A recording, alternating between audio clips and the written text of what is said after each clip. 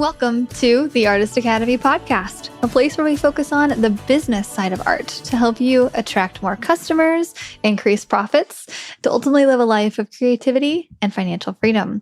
I'm your host, Andrea Earhart, and we are ending out this almost 2-month-long mural podcast theme. I've been interviewing muralists for the past 2 months and loving it. There's so much. So if you're just joining us, go back and you're at all interested in muralists. There's so many just diverse muralists that I've interviewed and so many stories and tips on how to build a mural career. Go check out all the stuff. But we're going to end out this theme with, I'm saving 2 of maybe the best for last. Maybe. They are definitely some of the best top ones. So Christian Stanley is the artist behind C. Stanley Creative, and his wife, Jessica Stanley, is the marketing mind behind it all. So I'm interviewing both of them. We chat about the specific roles between Christian and Jessica, what they take on in order to grow their mural business from getting a jumpstart in 2021 to now, just a few years later, being able to set a $20,000 minimum on most jobs. If you take a peek at their social media, I think you'll see why that's possible. Not by looking at their follower numbers, but rather the quality of their craft. Christian's murals are eye-catching, to say the least. This is yet another interview that inspires me to do things a little bit differently, but like maybe applying for more artist calls rather than just waiting for customers to come to me, because that's the lazy way to do it, right? Jessica lets us in on the process that she uses to apply and land spots at mural festivals and contracts for bigger projects all over the States and even some abroad. So let me know what you think about this week's episode with Christian and Jessica Stanley. All right, Christian and Jessica, I'm so interested to hear all about your art journeys and how you work together and all the things. But let's start with, how did you get into the arts? Sure. I'll introduce us first. I'm Christian, and this is my wife, Jessica Stanley. Hello. We are a muralist team. Together, we're C. Stanley Creative, and we are a husband and wife team from Orlando, Florida, in the Central Florida area.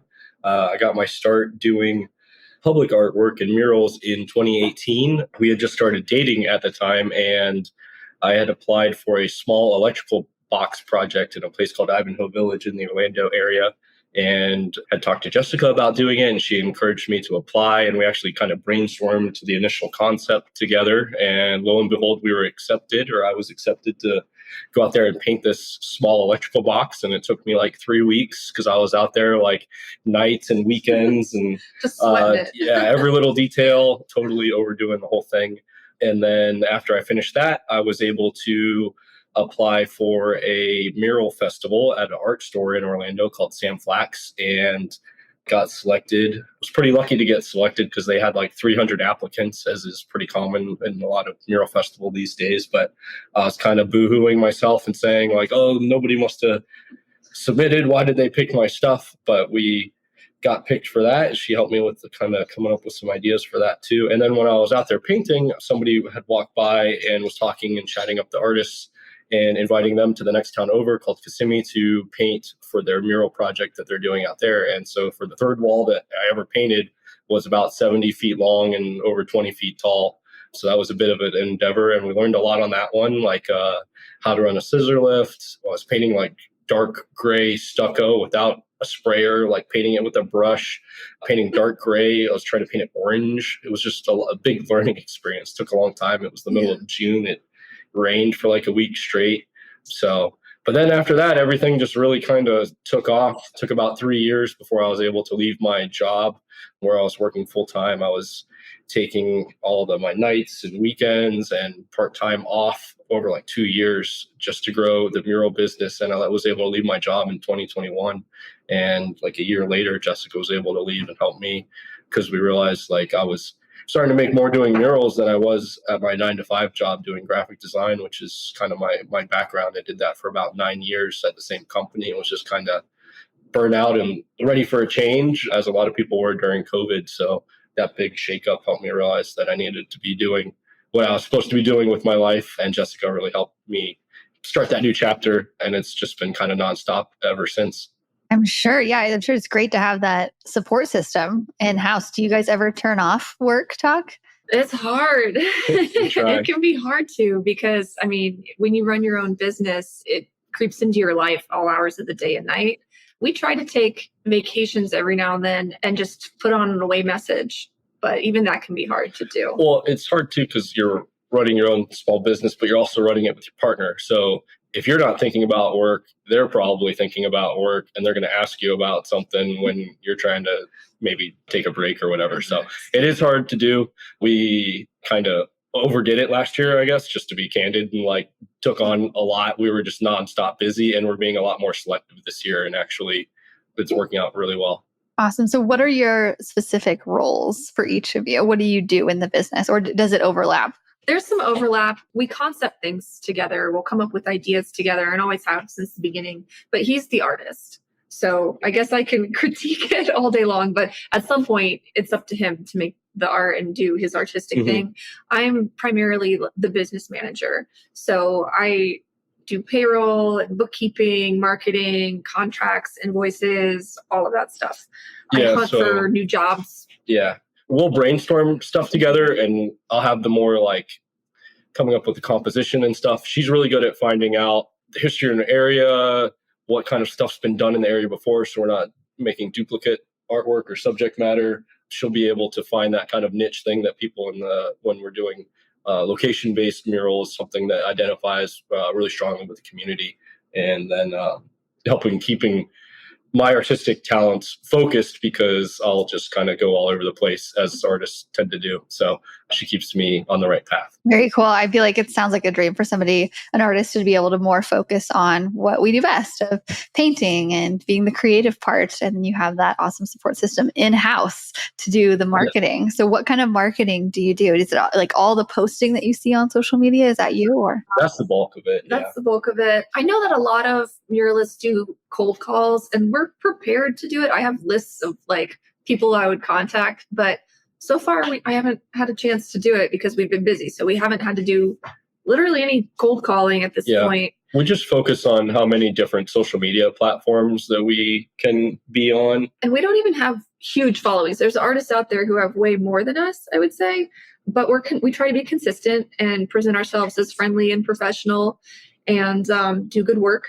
And it speaks for itself. People see it out in the street. We primarily focus on works that are going to be seen in public. So we don't do a lot of Airbnbs. We don't do a lot of private home type stuff. It's usually all out in public. And we always put our name on there in the corner when we're done so that people can see it. And oftentimes we'll ask our clients, where did you hear about us? And, oh, I saw you over on this street or that street. Yeah, we're pretty lucky that the way our murals, like any muralist advertises for yourself when it's out in a public element with your name on it. Inevitably, when we do a mural, usually we'll get a follow-up project, or at least an inquiry, just from having a new mural up somewhere. So it really just kind of feeds on itself and grows, and it compounds too, because those things stay out there. So the more you have out, the more kind of returns you're getting on them, which is great. For sure. Yeah. And your murals are so eye-catching. I was actually just scrolling right here on your Instagram, just looking. And I love how you guys are doing photos. Like, I don't really see hardly any reels on your thing. But I moved them over. There's a bunch of reels, but I only keep 3 reels on our main page when you get to our profile. The rest of them are under the reels tab. I gotcha. Okay. But it's actually really nice. I want to go and just see your art, and I click on it, and there's a picture of it, and I can zoom in and I can judge, and I can just look over it. Usually when you go on somebody's profile and you see a reel, we all do them, but then you have to wait till the end to actually see it. And it's only a couple seconds and you're like, oh, but I can. Yeah, we've noticed that. We want to, as we were mentioning, or maybe didn't get to, we just want our artwork, when we're putting ourselves out there, to be easy to find and come across really professionally, so that when people see our stuff, we're just kind of the default choice when they're looking for a muralist for a project. And I think the best way to do that is just to have your art front and center on your page. Before we started the business and stuff, I, like a lot of artists, just mix art and personal life and have some art posts here and there. And the first thing Jessica did was like, stop doing that. We're going to make an art page. It's going to have just your artwork, make it easy to find, and start that brand early on. that's definitely helped make us easier to find and approachable for inquiry. This is actually my second small business. I had a magazine that I started in the past. And I didn't do it for all that long because I was ready to move out of the area. And it was kind of a local magazine, but it taught me a lot. And magazines all marketing, And so I learned sort of a lot in doing that. That's carried over. Also, I worked as a librarian for 7 years. And so I'm a very organized thinker. And that's you have your master's degree in, was it data communication? It's information. Yeah, information sciences or something. Yeah. Mm-hmm. So she's really good at saying organized, and I'm not. So she's the it works out. yin to my yang, I guess you'd say. Oh, yeah, for sure. I have a virtual assistant and she speaks with just being organized all the time. Like she writes everything down. It's all like, I'm like, oh, thank you. And that sounds exactly like what this is too. You have the creative and then the logical or organized numbers person anyway. So yeah, we balance each other out. It's like a scale. It's funny how couples end up like that. And I'm sure one of you is the messy one and the other one's the clean one. Yeah, exactly. Yes. Okay. Yeah. Okay. Well, so I'm looking over your stuff right now and just the couple reels that were on there. There's so many spray cans in what you're, oh my God. Oh, yeah. That's I overdid it. Sorry. So you'd use spray cans a lot. I see you're using. I do, not as much as it looks like, honestly. I brought out a lot of paint for this and thought I was going to use it, but yeah, so we're actually in Kansas right now. We're based out of Florida, so that's why our home decor is a little kitschy because we're in a Airbnb. So yeah, in the middle of the prairie in Kansas. So we're working on painting a grain bin mural that's 45 feet tall and 86 feet wide, and it's of like a stampeding buffalo thunderstorm.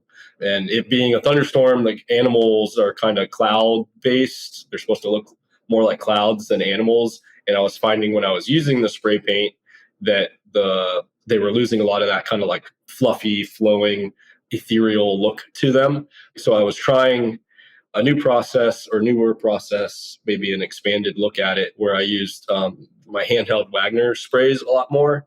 Whereas before I just had one paint cartridge that was loaded and I'd have to switch it every time. I was able to locate where you can get, and it was just a hardware store, but where I could have multiple paint sprayer like attachments set up, and I was able to switch colors really quickly up there. So I could have like 6 colors up there instead of just one, and it let me work really fast. So even with probably 20 to 30% of our working days being skunked for weather, we were actually able to complete this project ahead of time. Kind of amazing. Yeah. And in the past, we would use a lot of rollers and brushes and then spray cans. But on this one, it's been almost entirely the sprayer. Yeah. And looks good, I think. Yeah. So like super smooth, like steel metal finish. So the sprayer was like perfect to use on it. Okay. So you're painting on a metal bin. So I get this question a lot in our Artist Academy group. So did you prime it first or what kind of paint are you using? Yeah, I actually spent 2 whole days just pressure washing it to get all the like old dust and mildew and stuff off of it.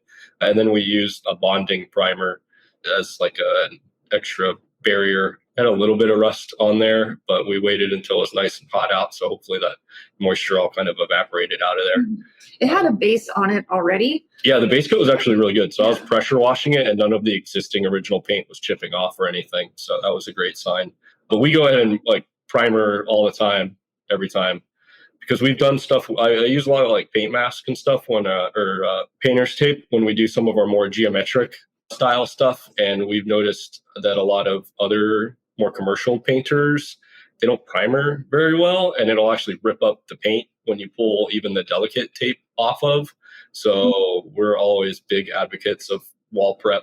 I used to do graphic design and work at a sign shop and do vehicle wraps on RVs and boats, and that kind of led me into being more comfortable working on large scale murals because it was a scale that I was familiar to working on. And a big part of doing that when you're preparing for a wrap is surface prep, because you can have the coolest design you want, but if you're not installing it properly, it's like putting like a bumper sticker in sand or something. It's just not going to stick. And your name's on that project. You want it to look good for the absolute longest time that you can. So we're big proponents of putting the investment in that time up front, because it does matter. It might look good the day you finish the mural, but what's it going to look like in 3 months, 6 months, a year your name's still going to be on it.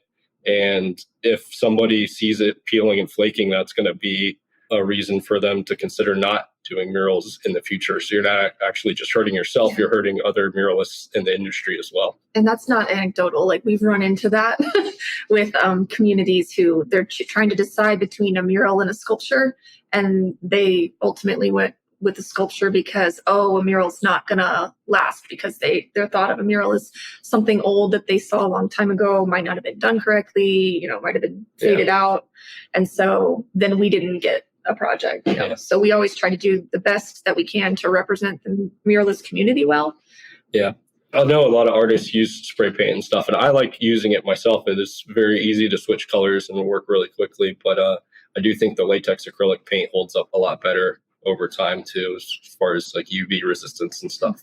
Okay. Yeah, no, that's a really good reminder. It's just, I should probably do that more. Just apply primer first. It doesn't take very long, just a quick coat. And it really, there's been a couple of things in the past where I'm like, should I use primer? But less. Yeah. And it helps with your colors. Your colors are going to last longer. You're going to have to use less coats, potentially. So it actually could save you money, if you can get away with just doing 1 or 2 coats rather than 4 or 5, 6 coats, because you're trying to paint orange or something on a dark color like I used to do. So it is really annoying just going over things twice or 3 times. In general, you're like, okay, let's just do a one shot and go. Mm-hmm.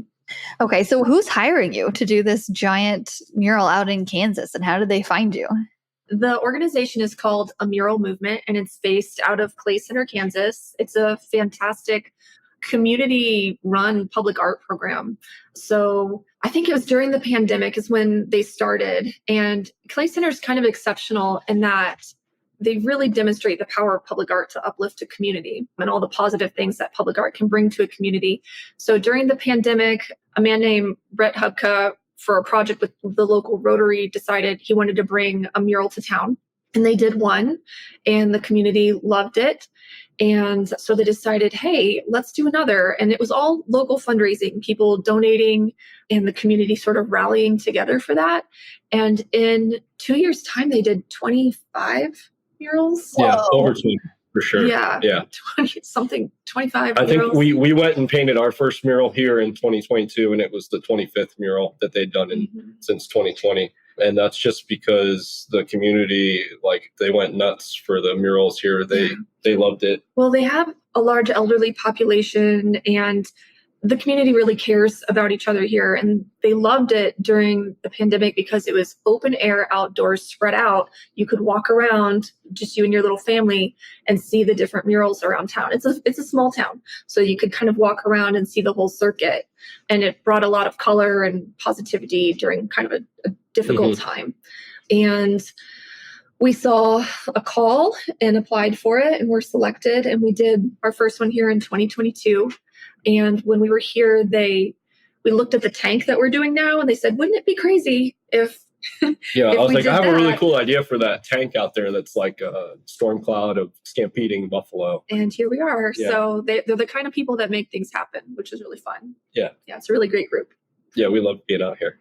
Very cool. Yeah, murals really do add to the area. I mean, we visited a town in Iowa that was a very small town, and just walked around to see all the murals. Same with, Austin, Texas. And that's what it does. It gets people out, and it gets people. So I would love more towns. A lot of it's getting the funding of it. So a group got the funding for it, and then the community added to that. How much are you getting paid for this one? Can I ask? We never disclose because it's their business too. And the community, I don't know how they feel about that. We feel good about what we're getting paid for it. I will say this year, just to put things into perspective, we're not doing things for much less than $20,000 a project, and this exceeds that. Wow. So, yeah. Good for you. That's awesome. Yeah. We try to do one project a month.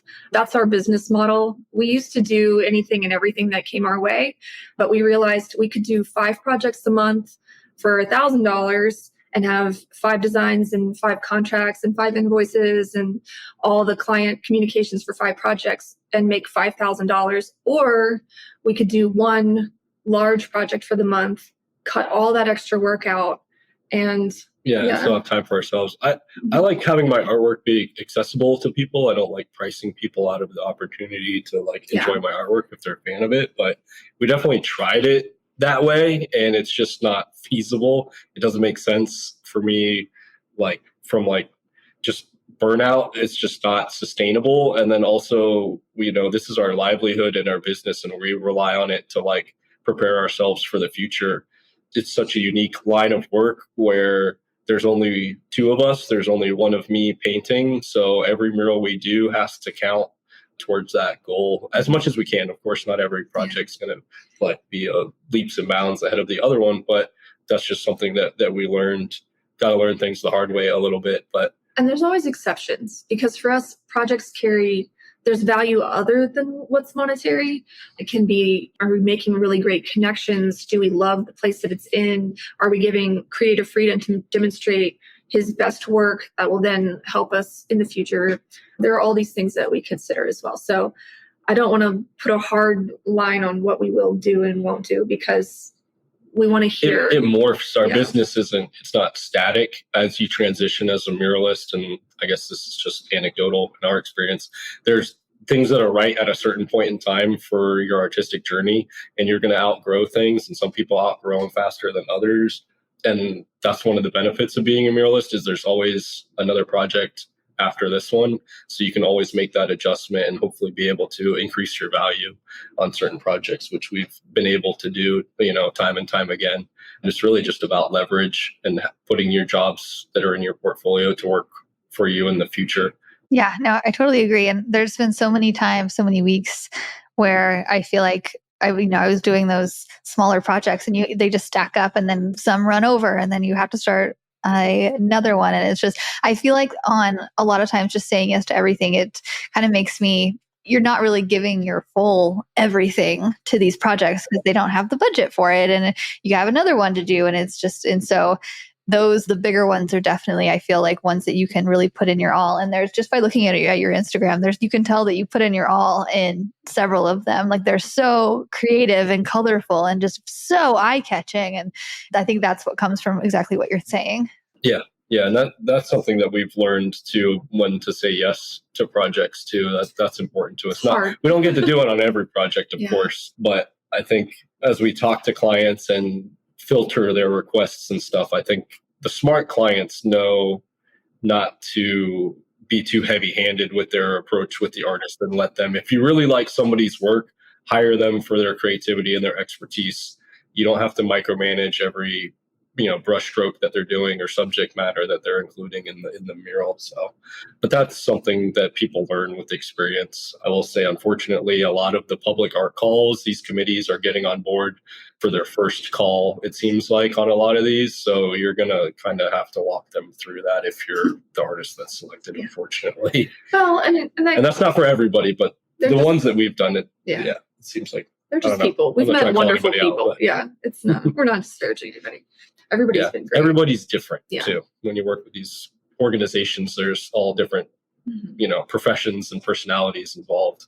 So you kind of have to see how everything shakes out. So for sure. Yeah. Especially with a committee in general, there are just so many people to deal with. And sometimes they add to it. Sometimes it just takes longer. We've all been there. Yeah.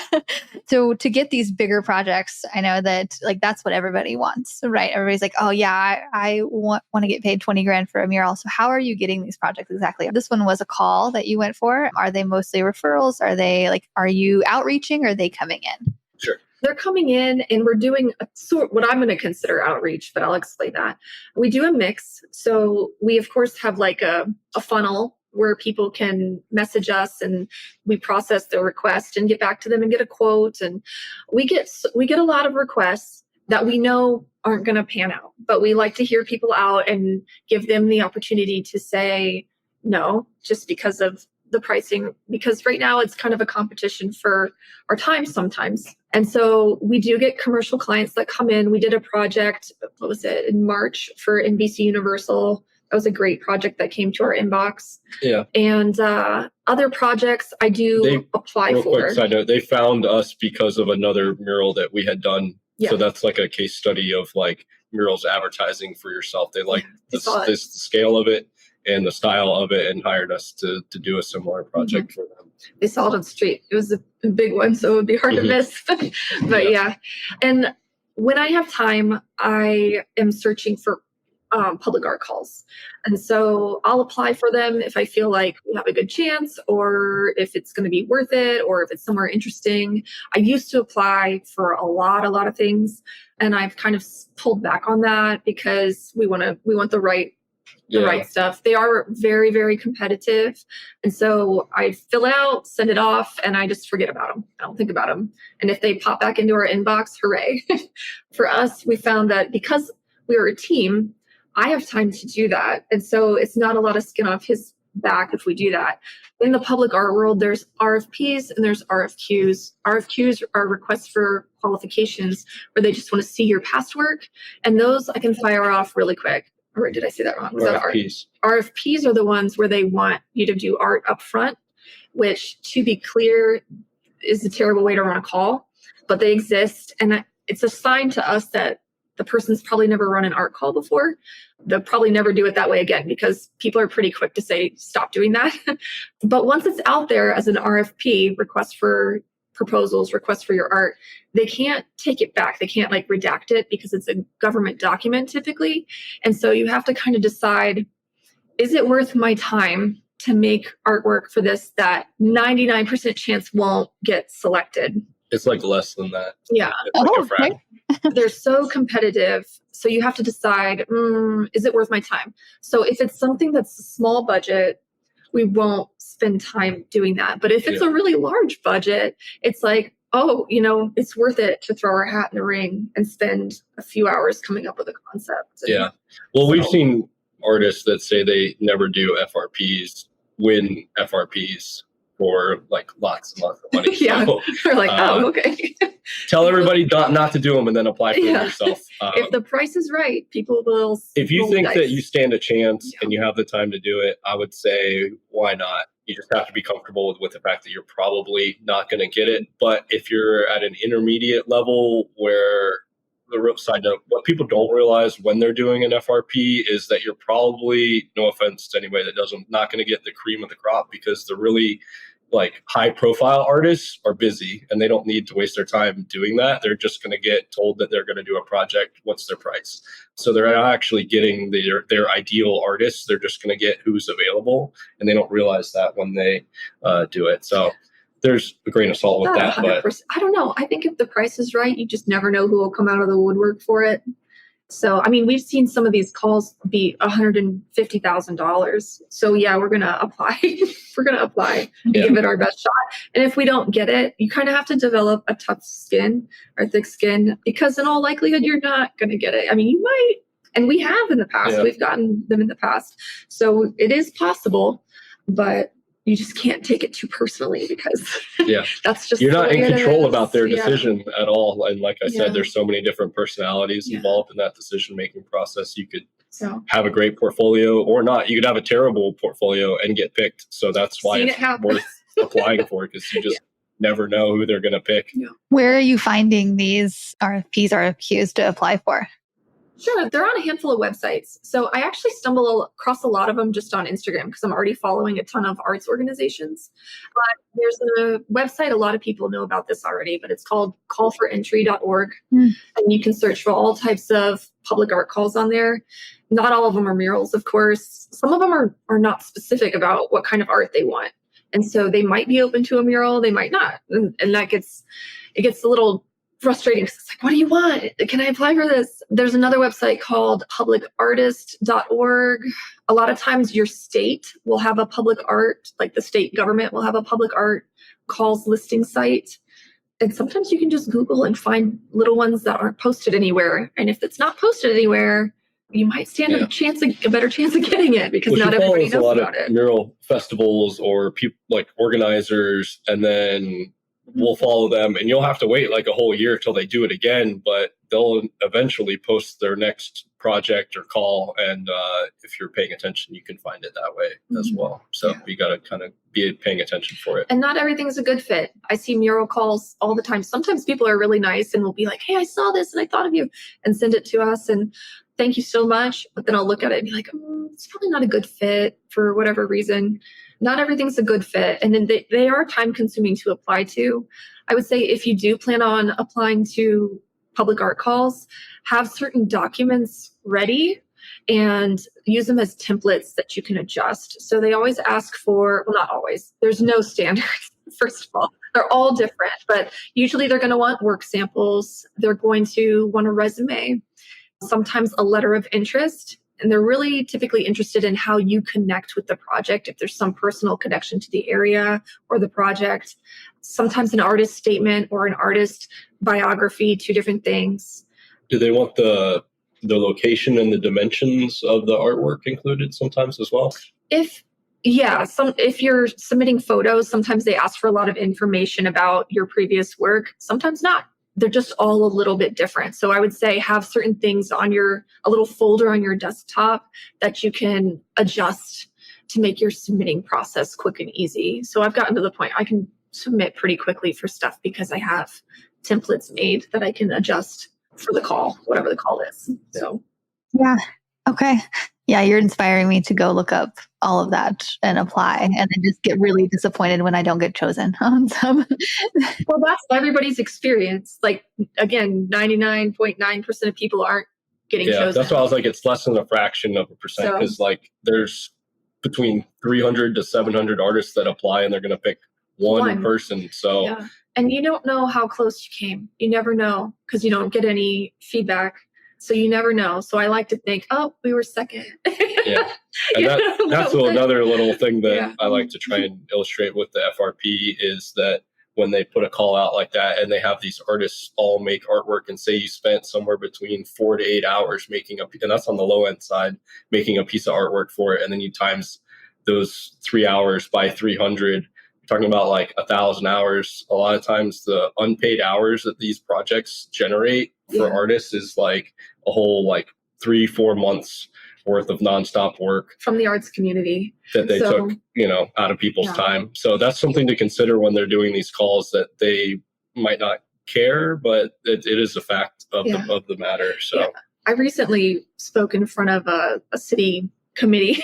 It was kind of intimidating because I was like on the stand advocating because they were getting ready for a public art project and just advocating for it to be an RFQ format instead of RFP.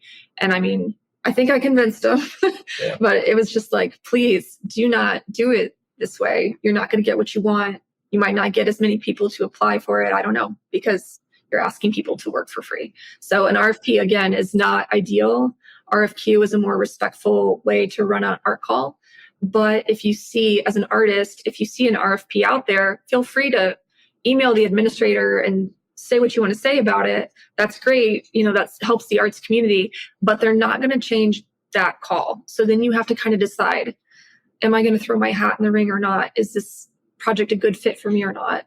And kind of go from there, because either way, that project's going to move forward as an RFP. So realistically, it's just like anything, like the more you apply, the more experience you get with them. A lot of times we can read a call and we can see telltale signs of issues that are going to be happening in that project, and we'll know ahead of time not to apply for it, just because of some of the requests that they're making.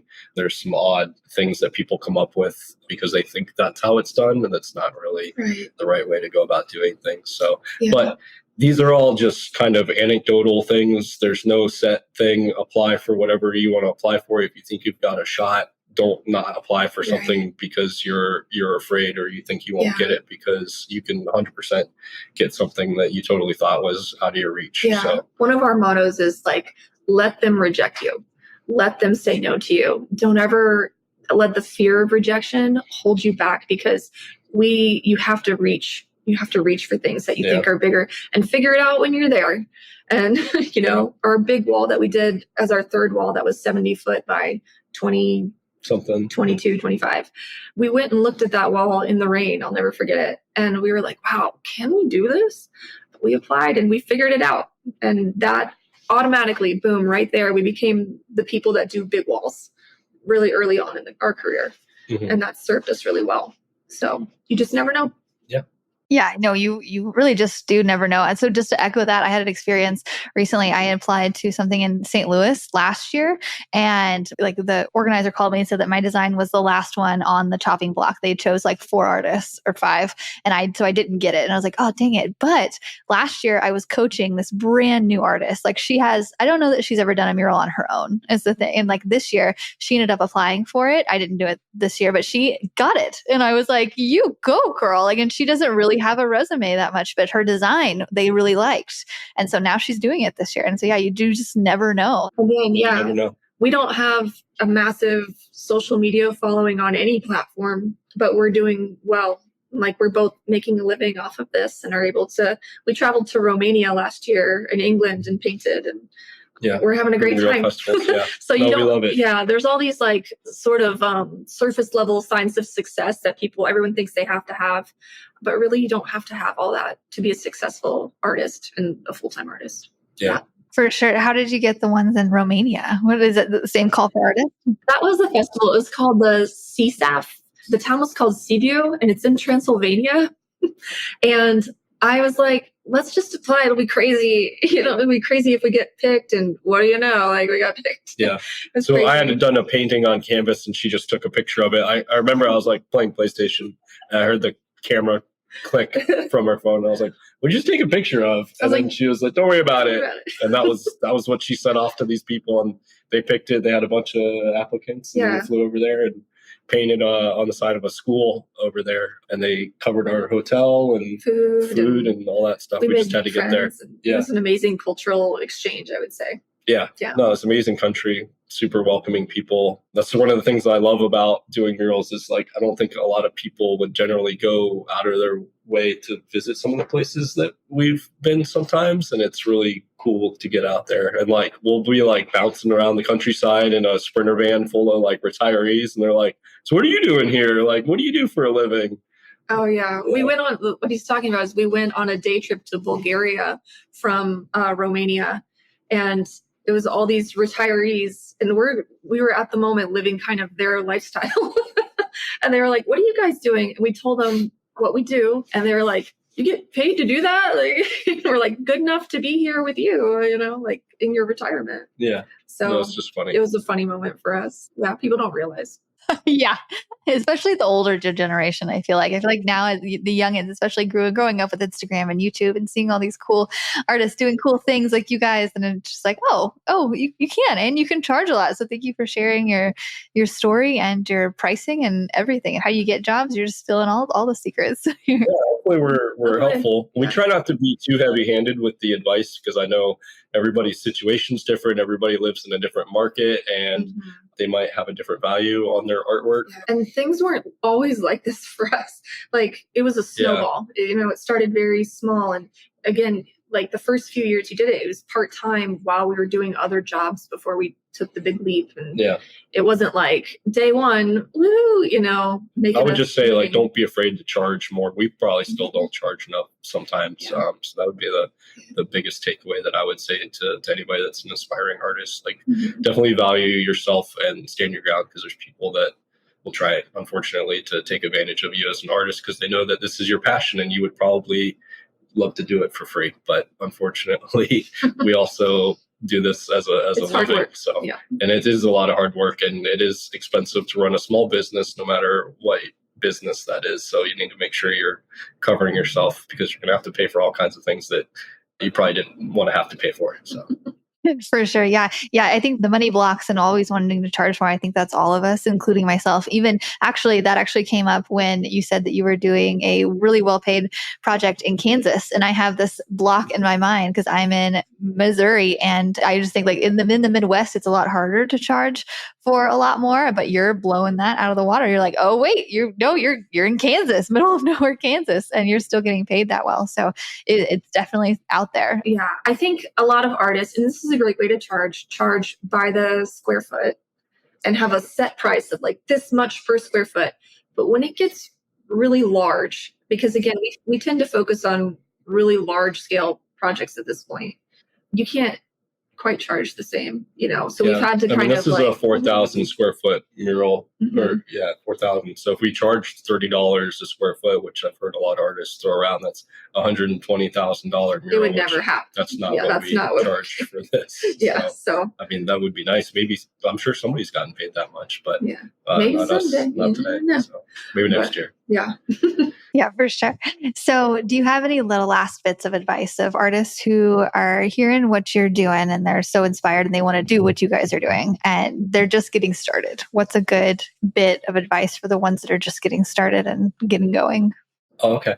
I'll reiterate what I said before, which is to take it slow, go at your own pace, but also to do this full time, it's going to take a lot more than maybe you have in your mind that you're prepared to give. Like, you're going to have to work really, really hard to do it, but it is attainable. You're definitely going to have to practice. Nobody's going to give you this stuff. You have to be a good artist. So that you are going to have to work really hard, or maybe it comes natural to people more so than it did for myself, but to develop a style and be marketable and be branded. But also, I guess an easier thing would be to be professional and be responsive and do what you're supposed to do when you're supposed to do it. Because we've gotten a lot of comments that artists are aloof or hard to get a hold of, hard to nail down. So if you can be responsive and professional to people, I think you're way ahead of the field when they're looking for people. So yeah, to piggyback on that, I think you have to put yourself in the mind of your ideal client.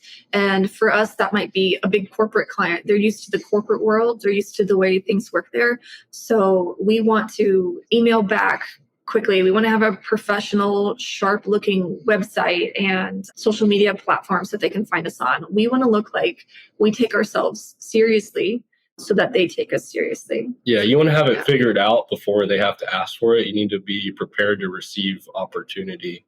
So it's going to take a little bit of research to find out what kind of stuff you need to have in order to do that. Because when you land a big job or with a corporate client or something, they're going to ask for a lot of things that you might not be prepared to have, like insurance and LLC stuff. I know a lot of people operate without having that stuff all set up for a long time. So yeah. And I guess my bit of advice would be, from a marketing point of view, if you don't like doing a certain kind of work, don't promote it. You can do it, but don't make it a public spectacle on your account. So for example, like if you hate painting in a certain style or painting cartoonish pink cats, don't post yourself painting cartoonish pink cats, because someone's going to see it and be like, yeah, inevitably, I that's want what you're more of going to those get cats. Yeah. So we do work from time to time that we won't even share on our portfolio. So we're pretty busy. So if all of a sudden we kind of go quiet for a month, we're doing a project that doesn't fit the style of the rest of his work, but pays the bills. And so we're doing that work, and we're just not posting a whole lot about it because that's not on brand. And we want to keep doing the kind of work that we're sharing about, not necessarily whatever project we might be doing at that time. So yeah. Yeah, for sure. Great advice. Thank you so much, Kristen and Jessica, for coming on and sharing all of this. I've been so into everything of what you're saying. You guys work very well together. I can tell by just the way you go back and forth. And so I'm very happy that you've made this a really great lifestyle for yourselves. It's very inspirational, and I appreciate your time today. Thank you. Thank you so much for having us. Hopefully we didn't put our foot in our mouth or anything. Not at all. It was great. People are going to love this. I'm going to get so much good feedback on this, I already know. So thank you so much. Well, thank you. Thanks for listening to another episode of the Artist Academy podcast. If you like this art and business talk in audio form, then I want to invite you to get my book. It's called Mural Money: How to Grow Your Art Business from Zero to Six Figures. So starting from the very bottom, like you don't even have a website yet. You have nothing. You're not sure where to go, and you want to make money with a paintbrush. You want to have your creativity pay the bills. I have taken so much of the advice that I've gotten from artists from this podcast. I've been doing one episode for over 5 years now. So many interviews, so many good bits of advice. So I've taken the best of that advice and put it in my book, along with so many stories and lessons learned that I've had in my own mural career of just how I would go back and save a whole lot of time if I just knew these steps This is a 15-hour audiobook. And so if you like this podcast, if you're listening to interview after interview, I know that you're going to like the book. So go to muralmoney.com. It's for anybody who wants to grow their art business with a paintbrush. Muralmoney.com. And I will see you next week for another episode of the Artist Academy podcast.